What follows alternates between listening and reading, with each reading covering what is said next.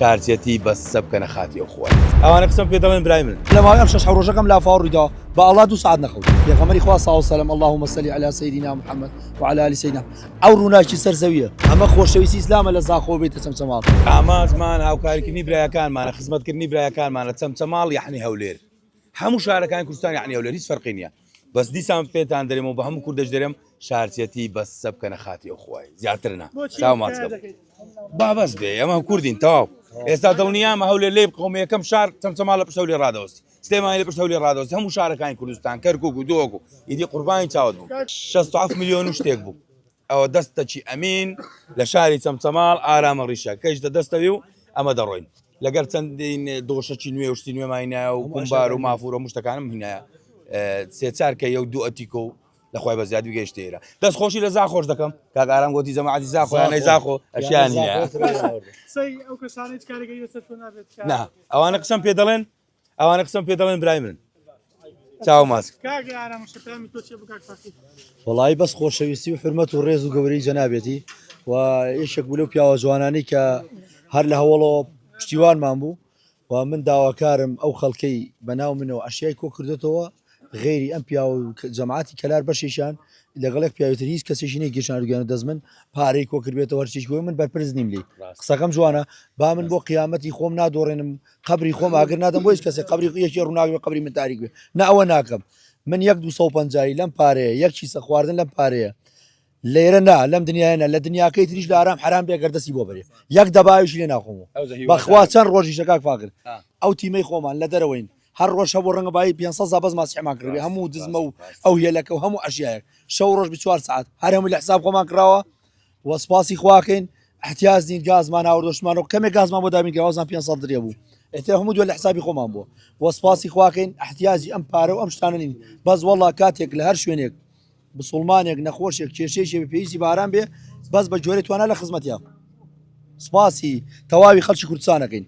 هەر لە زاخۆوە کە بە تڕێلەکان لێرەیە هەتا هەڵەبجە لە هەڵەبجەوە هەتا کەلار لە کەلارەوە هەتا کەرکک لە کەرکۆ تا بەقا هەر هەتا ئەوروپا بەزی خەڵکی ئەوروپا هەمووی لەسەر خەتە دنیا لەسەر خەتە خەڵکی ڕەنگە نەیتوانی بێت دوعای خێری کرد بێ خەڵک ڕەنگە نەیتوانی بێ 1000 ناردابێت دەست و پیاوە 1000 دابێت دەست ئێمە داوای لێبورد نەکەین بووینە ماندووبوون بۆ هەموو خەڵک داوای لێبوردن لە کەناڵەکانەکەین لە پەیجەکانەکەین لە سەرمایه‌دارەکانەکەین لە تەواوی خەڵکی کوردستانەکەین وەکو ئارام و ئارامەڕیشە سپاسی کە ئەو بانگەوازەمان کرد خەڵک هاو بەدەنگمانەوە یەکەم جارێ مە دەستمان پێکرد سپاسی خەڵکی کوردستانەکەین سپاسی خەمخۆریتانەکەین سپاسی هەر هەمووتانەکەین دەستی یەکە بە یەکە ماچەکەم هەموو کوردستان قوربانی پێڵاوی یەک مناڵ بم لە هەر شوێنی شەم وڵاتە هاوکاری کردووە هاوکاریمانی نەکردووە چاوی یەکە بەیەکیان ماچەکەم خزمەکاری پێڵاوی هەموو کوردستانم یا ئەڵڵا تەمەندرێژ لەش ساغ بن ئەوە لە پشتگیری ئەو خەڵکە ئەگە ئەوها پشتگیریمان کردماندی نابینەمە ئەوێ مەسەلەکە بەس هیوادارم هەرچی پارێکۆ کردەوە بە ناوی کاک ئارام بین تۆلای کاک ئارام ئەو دەستە عیبدارمان نەکەن تۆ ئەو دەستە ئەمینە لەگە ڕێزم لە هەموو لایە چەم برایم ئەگەر هەر ئیشێکت کرد بۆ خوا بیکە قاعدە هەر ئیشێکت کرد بۆ خوا بەخوا خوا پشتیوان تەکە هەر ئیشێکت کرد بۆ خوا قەت ماندوو نابیت ئێستا من ڕۆم کرێکاریەکەم ئێوارەیە مەگەر ژیانم ژانەکە بە ئەڵڵا شەڕ ڕۆژە لە حەو ڕۆژێمە لە دەرەوەین خوا شاهیدە هیلاک نین خوا شاهیدە هیلاک نین شەو ڕۆژ 24 ساعت ئەم لە ماوەی ئەم شەش حەو ڕۆژەکەم لا فاڕوویدا بە ئەڵڵا 2 ساعت نەخەوتم خوا شاهیدەوە ستافەکەەوە جەماعەت 2 ساعت نەخەوتم بەخوای کە نوێژی بۆکەی بەس وەڵڵا وەزانم ئێستا ئازار تەبێ ژیان جازا بەس کە تۆ خەڵکەکە لە ئازار و لە ناو قوڕاوە بێت ئەبێ بیتە دەرەوە خەمخۆری خەڵک بی خەمخۆری خەڵکی خۆت بیت یعنی نەوەکو هەر بە کۆمێت بنووسیت و یا من کەناڵێ بە قسە بکەم بڵێم بەخواوام کردووە بەخوا ئەبێ بە سەلمانن بیسەلمێنی ئیسلام ئەوەی فێرکردین هاتنی ئیسلام ئەوەی فێرکردین خزمەکاری خەڵک هەڵبژێری پێغەمبەری خوا صلی الله علیه و سلم اللهم صل علی سیدنا محمد وعلى آل سیدنا ئەو ڕووناکی سەرزەویە هەرچی بیستایی کرد سێ شەو سێ ڕۆژ نانی نەخواردووە تو ئەکوایم بەڕێبازەکەی و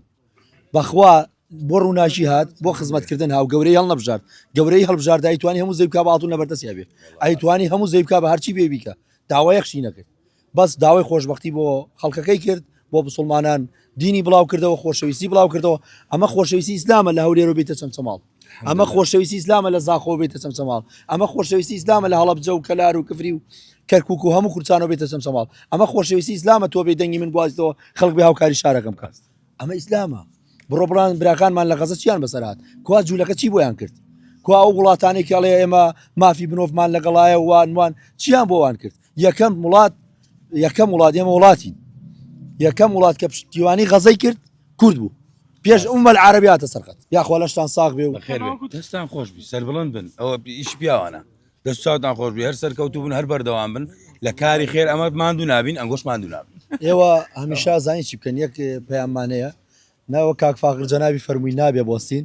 و هەرچیەکیش ڕوویدا هەچ کەسمان لای خۆمان و دڵمان گەورە بێت ئەبێ دڵمان گەورە بێت و جەنابەت لەشە ساغ بێ ئەگەر مایکەکەی ئێوە نەبێ و کامیرەکانی ئێوە ئەو پەیجە بەڕێزانە نەبێت وەک داوای لێبوردنەکەم قساکەم وەک چۆرێک وین چۆرێک کە چۆن دنیا نبینێ کە ڕوولاڵی جۆ لەیز نییە جۆ لەیز نییە پەیامەکانمان لە ڕێی کەناڵەکانەوەگا لە ڕێی پەیجە جوانەکانەوەگا لەشی تۆ و هەمویان ساغ بێ هەموو کەناڵەکان بەبێ فەرق و جیاوازی هەموو پەیج و ئەکاونتەکان و خۆشەویستەکان ئەم ئیشە بە تەنیا شخصێک ناکرێت ئەم بارە قورسە بە یەک کەناڵ و بە یەک پەیج و بە یەک ئارامەڵ ناگیرێت سپاسانەکەین و لەلایەنی پەیوەندیداریش و ئەوانش بۆ ئەمیشیان پێڵ ناژیە بەزدی قورسە کارەکە قورسە تۆ بتەوی حکومت بە 4 شۆفر و شۆفرێک و شارێ پاقاتەوە ناکرێت بتەوی حکومت بە 10 ڕێ لە 12 ڕێ لەنەوت ئەم شاراوەدان ناکرێتەوە هەر هەمومان با دایمە نەڵێن ئارام ئەوەی نەکرد من ئەوەم کرد هەر هەمومان دەست لە ناو دەست یەک بە خۆشەویستیەوە بژین لە پێناو ئیسلامە بژین جەزاکەڵڵاهو خێر بۆ هەمووتان